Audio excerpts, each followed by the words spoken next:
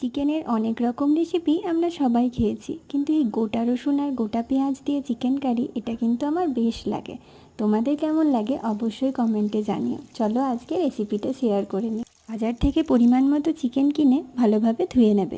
একটা পাত্রে টমেটো কুচি, দুটো আলু, গোটা কোয়া রসুন, গোটা পেঁয়াজ এবং কুচনো পেঁয়াজ নিয়ে কাঁচা লঙ্কা, গোটা জিরে, আদা, রসুন দিয়ে একটা পেস্ট বানিয়ে নিয়ে চিকেনের মধ্যে ভালোভাবে পেস্টটাকে মিশিয়ে আধ ঘন্টার জন্য চিকেনটাকে ম্যারিনেশনের জন্য রেখে দিয়েছিলাম। এরপর একটি কড়াইয়ে তেল নিয়ে আগে থেকে কেটে রাখা আলুগুলোকে হালকা আঁচে ভেজে নিয়েছি।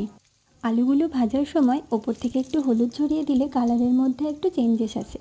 চারপাশ লালচে রং হয়ে গেলে আমি আলাদাভাবে আলুগুলোকে তুলে রেখে দিয়েছি। এরপরে কুচনো পেঁয়াজগুলোকে ভালো করে ভেজে নিয়ে টমেটো, আদা রসুনের পেস্ট, পরিমাণ মতো নুন, হলুদ অ্যাড করে নিয়েছি। যেহেতু চিকেনটা আমি অনেকটা মশলা দিয়ে ম্যারিনেট করেছিলাম, তাই এখানে অল্প পরিমাণেই মশলা নিয়েছি। ভালোভাবে মশলাটা কষা হয়ে গেলে ম্যারিনেট করা চিকেনটাকে অ্যাড করে দিয়ে অল্প চিকেন কারি মশলা, গোলমরিচ পাউডার এবং স্বাদ মতো নুন দিয়ে চিকেনটাকে কষতে দিয়েছি। 10 মিনিট ভালোভাবে সেদ্ধ হয়ে গেলে চিকেনের মধ্যে অ্যাড করে দিয়েছি গোটা কোয়া রসুন আর গোটা পেঁয়াজ। চিকেনের পরিমাণ অল্প থাকার জন্য আমি কয়েক কোয়া রসুন ইউজ করেছি। এরপর আরও 10 মিনিট কষিয়ে পরিমাণ মতো জল অ্যাড করে ফুটিয়ে নিলেই তৈরি আমাদের গোটা পেঁয়াজ রসুন দিয়ে চিকেন কারি। ভিডিওটি ভালো লাগলে অবশ্যই like, comment, share and subscribe করো। Thanks for watching.